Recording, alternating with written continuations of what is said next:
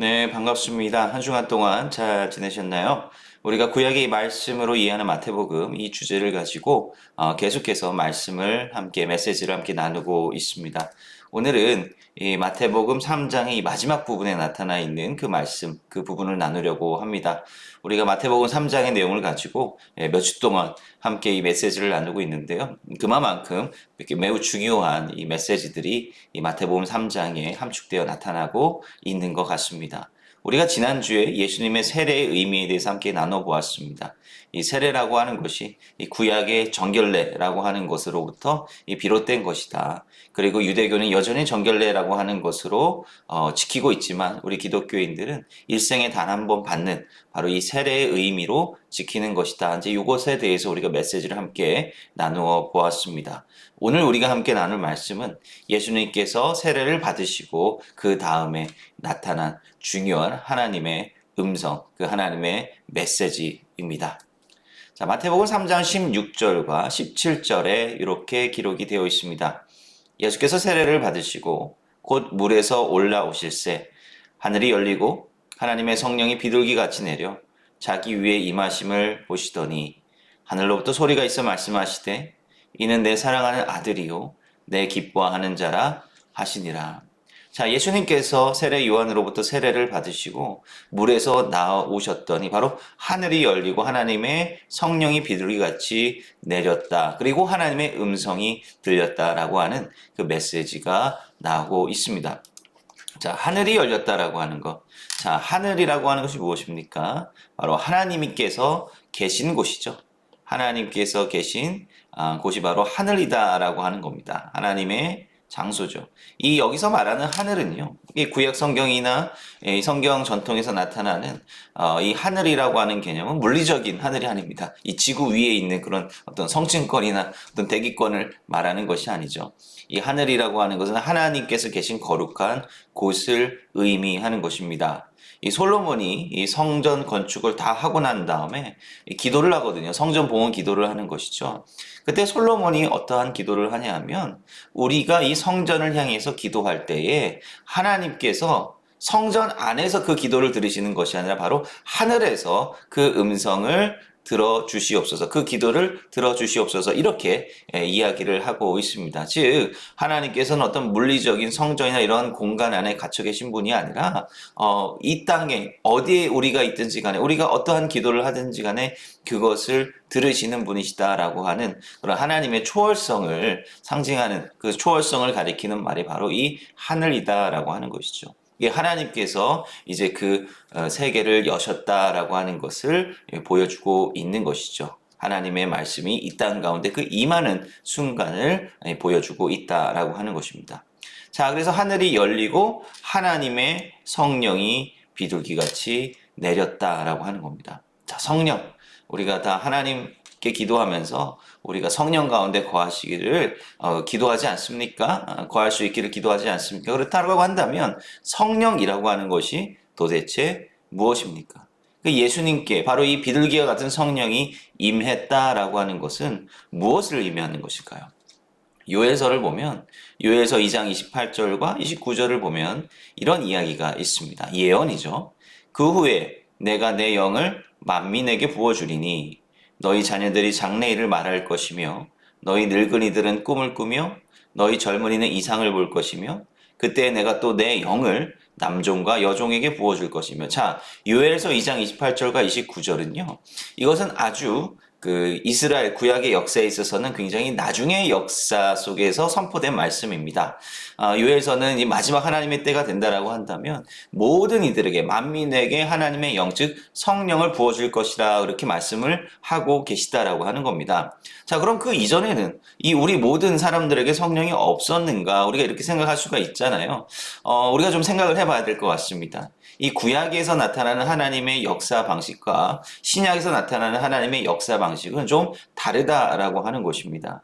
이 구약에서 나타나 있는 하나님의 역사 방식은요, 다소 이 지도자들, 이 리더들의 통한 하나님의 역사라고 보시면 되겠습니다. 그래서 이 구약 성서를 보면 그 리더들 중심이잖아요. 어떤 왕이라든지 어떤 대제사장이라든지 예언자라든지 이러한 사람들이 하나님의 성령을 받아서 또 하나님의 하나님께서 주시는 그 영감을 통해서 말씀을 이 백성들에게 전해주는 그러한 방식으로 하나님께서 일을 하셨다라고 하는 것이죠. 어쩌면 이 하나님의 성령이라고 하는 것은 굉장히 소수의 사람들만 체험할 수 있는 그러한 하나님의 은혜였다라고 하는 것입니다.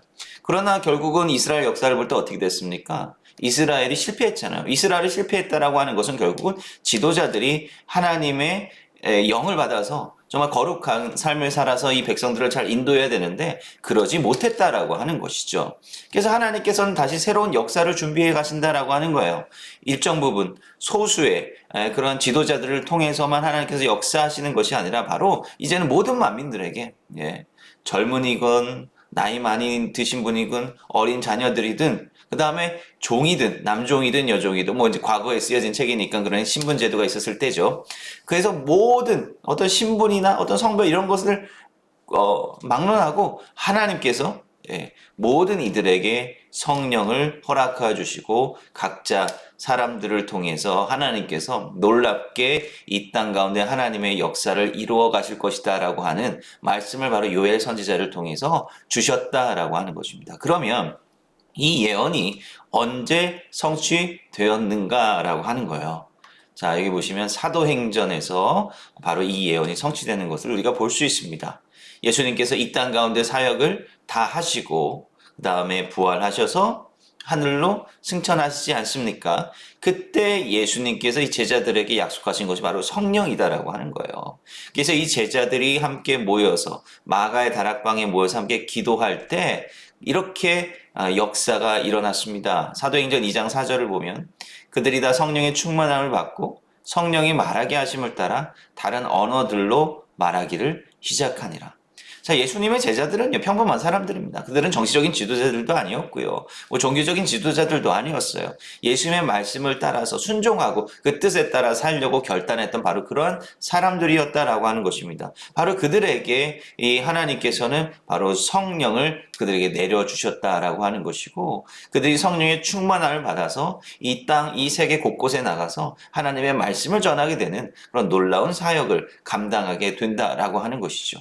비단 이 성령은 그들에게만 임했던 것이 아니라 바로 오늘날을 살아가고 있는 또 예수님을 구주로 믿고 영접하며 살아가고 있는 우리들에게도 놀랍게 임하는 것이 바로 이 성령의 역사다라고 하는 것이죠. 예수님께서 세례를 받으시고 난 뒤에 바로 성령이 예수님께 비둘기처럼 임했다라고 하는 것은 바로 이 하나님의 요엘서에서 이미 하나님께서 예언해 주셨던 그 말씀이 만민을 위한 그 성령의 역사가 예수님을 통해서 이 땅 가운데 임하게 된 것이다라고 하는 그 중요한 장면을 우리에게 보여주고 있다라고 하는 것입니다. 이 성령의 놀라운 역사는 바로 예수님의 세례로부터 준비되고 예비되기 시작했다라고 하는 것이죠. 예수님께서 세례를 받으시고 그의 성령을 받으시고 그 다음에 그 예수님의 성령의 놀라운 능력이 제자들에게 임하고 그 제자들을 통해서 모든 열방 가운데 성령의 역사가 일어나게 되었다라고 하는 것 우리가 바로 이 마태복음 3장의 이야기에서 볼 수 있습니다. 자, 그 다음에 굉장히 중요한 부분이 뭐죠? 예수님께서 바로 이 성령을 받으시고 자기 위에 임하심을 보시더니 그 다음에 하늘로부터 이 소리가 임하는 겁니다. 이는 내 사랑하는 아들이요 내 기뻐하는 자라 하시니라. 자, 하나님께서 이 예수님을 바라보시면서 이렇게 말씀하시는 거예요. 이는 내 사랑하는 아들이요 내 기뻐하는 자라 하시니라. 자, 하나님께서 그 예수님을 얼마나 소중하고 얼마나 귀하게 생각하시는지 이것을 모든 이들에게 보여주는 그러한 말씀이다라고 하는 겁니다. 자, 이러한 하나님의 음성은 창세기 22장, 즉 이삭 제물 사건의 이야기를 통해서 이해해 볼 수 있을 것 같습니다. 창세기 22장 2절에서 하나님께서는 아브라함에게 이렇게 명령하고 계십니다.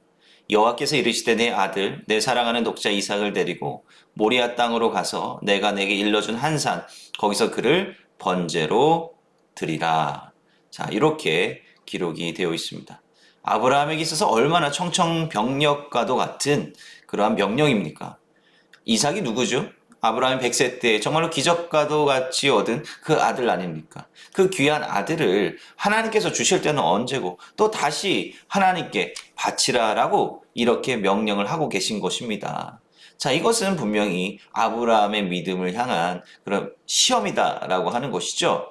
그러나 그것을 알 턱이 없는 그 아브라함은 여기서 고민을 할 수밖에 없었을 것입니다. 그런데 여기서 우리가 주목해야 될 부분은 뭐냐면 하나님께서 이 이삭을 일컬어 말씀하실 때 이런 표현을 사용하시죠. 내 아들, 내 사랑하는 독자, 이삭. 자, 이삭을 설명하는데 이렇게 장황하게 말씀하고 계시다라고 하는 거예요. 내 아들, 내 사랑하는 독자, 이삭이라고 하는 거예요. 아, 누가 모릅니까? 누구보다도 아브라함이 너무나도 잘 알고 있죠. 이것이 이삭의 위치를 말하는 거죠. 이삭은 이 아브라함의 아들이고 아브라함이 너무나도 자기 목숨보다도 더 사랑하는 아들이고요. 무엇보다 독자, 하나밖에 없는 아들 아닙니까? 자신의 유업을 이어나가야 되는 그 하나밖에 없는 아들이잖아요. 근데 하나님께서 굳이 이렇게 부각시키면서 이러한 위치를 부각시키면서 아브라함에게 말씀하고 계시다라고 하는 것은 바로 아브라함에게 있어서 이토록이나 소중한 이삭을 하나님의 명령에 따라서 포기할 수 있겠는가라고 하는 거예요. 아브라함의 믿음을 시험하는 거죠. 하나님께서. 자, 하나님의 뜻대로 살아야 되고 하나님의 선택받은 자로서 이 아브라함이 살아야 될 그 삶의 모습은 그 무엇보다도 하나님께서 주시는 그 명령과 하나님께서 가르쳐 주신 그 가치를 최우선으로 삼아서 살아가는 삶입니다. 이 세상적인 가치관이 아니다라고 하는 것이죠. 세상적인 원리가 아니다라고 하는 거예요. 그러기 위해서 하나님의 말씀에 전적으로 순종하는 모습을 자기의 가장 중요하고 가장 소중한 것을 포기함으로써 그 지켜내는 그 모습을 하나님 앞에 정말 보일 수 있겠는가라고 하는 시험이다라고 하는 것입니다. 하나님께서는 이 명령을 아브라함에게 하셨고 아브라함은 어떻습니까? 그 말씀에 순종하여 그 일을 감당하려고 하죠. 그러나 그 감당하려고 하는 그 순간 하나님께서는 아브라함이 이삭을 바치는 것을 금지하십니다. 자, 이게 마크 샤갈이라고 하는 유대인입니다. 그 유대인이고 이제 프랑스에서 활동했던 화가가 그린 바로 이 이삭 제물 사건을 묘사한 굉장히 좀 특이하죠. 이 그림의 어떤 문체가 바로 그러한 그림인데요. 자, 이 샤갈의 그림에서 이 아브라함의 한번 표정을 보십시오. 아브라함이 이제 이렇게 빨간색, 이 샤갈의 그림에서 이 빨간색으로 표현이 되는 것은 그 진리를 깨달아 알아가는 그 상태를 보여주는 것입니다.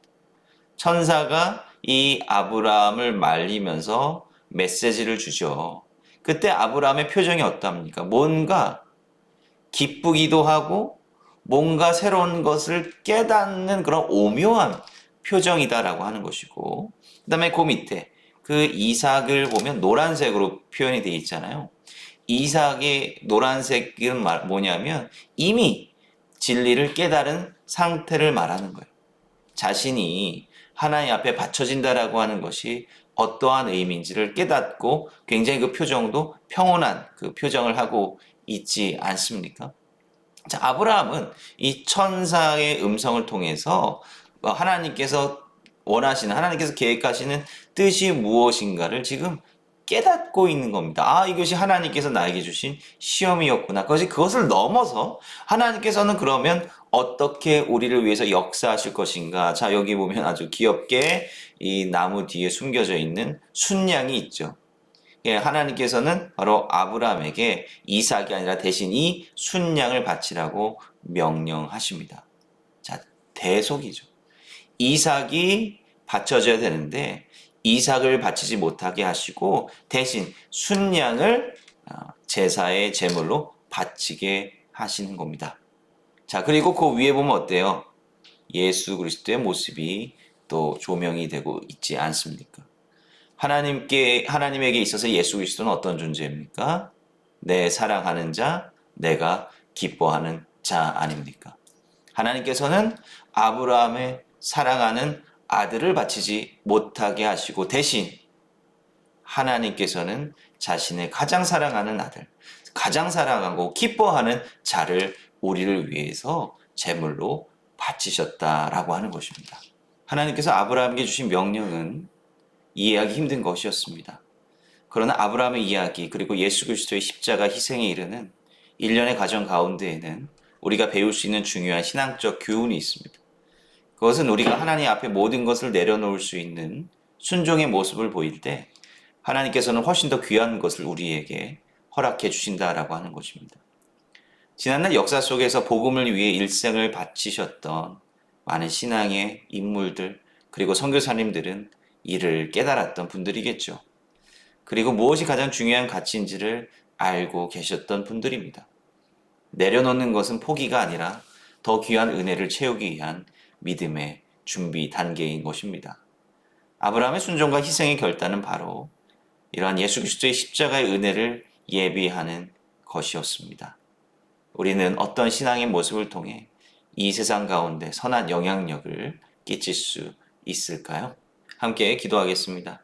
하나님 아버지 감사합니다. 오늘 마태복음 3장의 마지막 말씀을 통하여서 하나님께서 예수님을 통하여서 성령의 은혜를 우리에게 부어주셨다는 것, 그리고 예수님을 향하여서 내 사랑하는 자, 기뻐하는 자라고 부르신 그 모습을 통해 그 음성을 통하여 하나님께서 가장 귀한 것을 우리를 위해 희생하셨음을 우리가 깨달아 알게 되었습니다. 하나님, 우리가 성령의 은혜를 따라 살아갈 수 있기를 원하고 또 그 은혜를 통하여 우리 삶에 있어서 가장 중요한 것이 무엇인지를 깨달아 알 수 있기를 원합니다. 세상의 허탄한 가치를 우리 삶 가운데 내려놓게 하시고 그리고 그 비움과 내려놓음 가운데 하나님의 더 큰 은혜를 경험하게 되는 놀라운 역사가 우리 삶 가운데 일어날 수 있기를 원하오니 하나님 우리의 삶을 인도하여 주시옵소서. 예수의 이름으로 감사하며 기도합니다. 아멘.